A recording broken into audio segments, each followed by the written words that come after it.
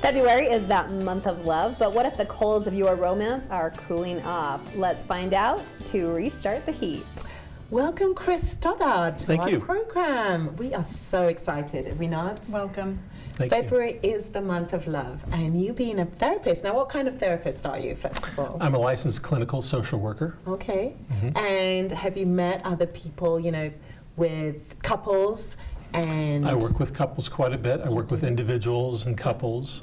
I've worked at the state hospital. I've worked with Utah County Substance Abuse, but now I work at a local company here. Oh, So they have a free clinic, and so people can all come and bring their children, come as couples, come as individuals. I think that is so fantastic because mental health is not covered properly in our state, I don't think, and it's kind of a still taboo subject. And so to have something at the workplace being offered is really incredible. Yeah, wow. it's That's great. cool. And you get to fly everywhere too. He's a pilot. I had to I know. emphasize that. Yes. That's wonderful. It's good. It's good. That's my friend. It's a great combination to be inside talking with people and then to Yes, go just climb up starting to over the think clouds for some and see interesting- the blue sky. It's a really Right. wonderful mix That's of things. wonderful. So my biggest question, my first question is, so, you've been married. I know you've married and you... 30 years, 30 years. How many Wow. children? 5 children. 5 children. And I'm sure they're all just wonderful. Of course, right? We have no challenges.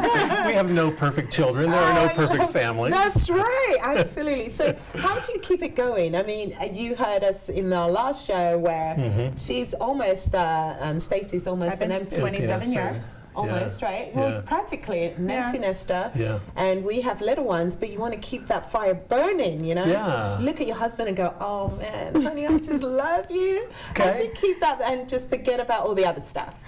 That's a great question, and I'll look at kind of 2 examples. One is, I have couples come in every day who say, we don't like each other anymore, Right. let alone love each other anymore. And then I have a circumstance where my daughter, when she was dating her husband, I asked her, so any feelings for him? And she said, no, not really. And so is he a good guy? Yeah, and she named all the great things about him, but she just didn't really have any spark for him at all. So I thought, well, and I said, There has to be that element. do you want to have some spark? And she said, yeah, it would be really nice. And I said, well, have you ever thought of doing things for him? Like, what does he like to do? I know he likes basketball. Would you ever consider buying him tickets to go to a jazz game or something? Or go somewhere where he really likes to go? And so 3 weeks later, she said to me, I said, so how are things going? Oh, really good. I said, so do you have feelings now? And she said, yeah, really.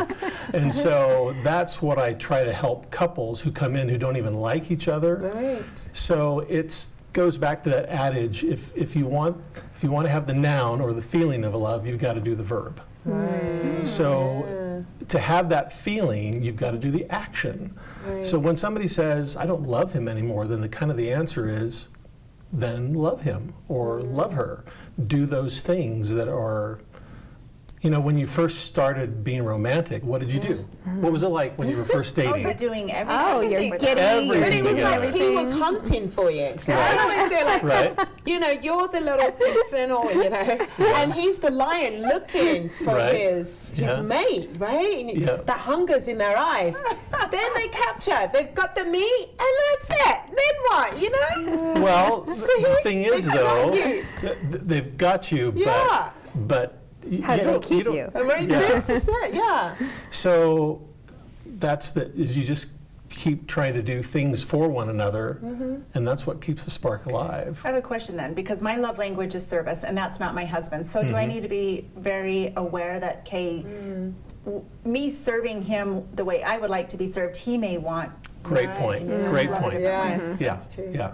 And I'm not a huge fan of the love language book because, yeah, It's my favorite.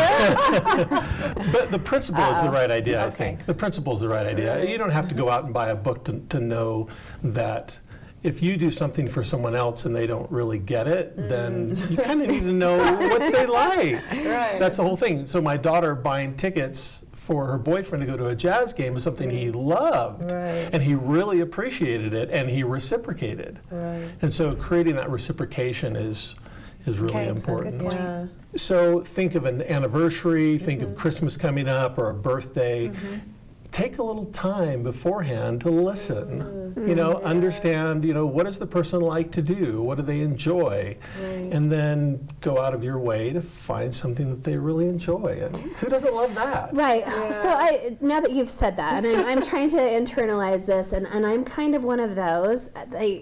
I don't want to be mysterious, but at the same time, if you've been married to me this long, Yeah. you should know that I say that I don't want flowers, but I really do. So then I just, but I think that we're all kind of that way in some way. So you want to be figured out a little bit, because it's easy to say those things, but then I'm that way. So I'm like, So your best friend probably knows that, right?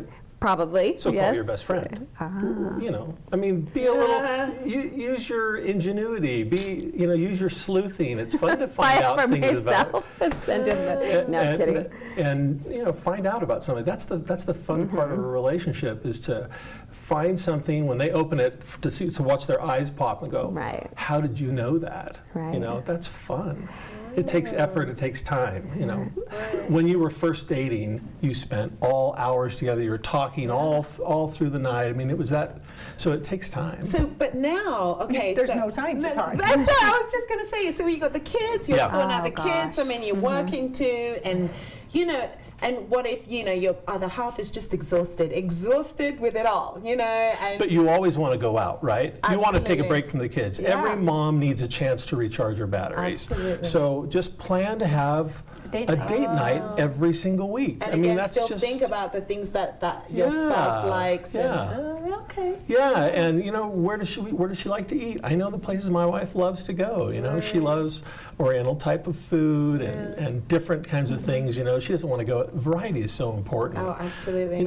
There's some restaurants locally, but you got to take her somewhere else every once in a while and plan a nice vacation, a weekend away sometime. It doesn't That's have to be important. expensive. Right. You Go stay in a tent. You can stay in a tent as long as she doesn't have to pitch it, and as long as she doesn't have to cook all the And time. that was one of my kind of bucket lists. I wanted to just get in our car one day, put in 2 sleeping bags, 2 pillows, a cooler, and a tent. Yeah. And we did that a couple of years ago, just the 2 of us for 3 days. We got on I-15 and we didn't even know where we were going to go.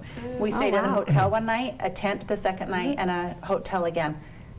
It was just like totally spontaneous and fun, but you need to fill your bucket and you need to fill one another's bucket. Absolutely, absolutely. You've got to have that time out, a chance to get together. I come home, my wife works part-time, and I come home and she'll be making dinner, and I'll sit right at the bar where she's cooking, and we'll just chat for a while. That's so important That every is, day, 15 minutes of just chatting together.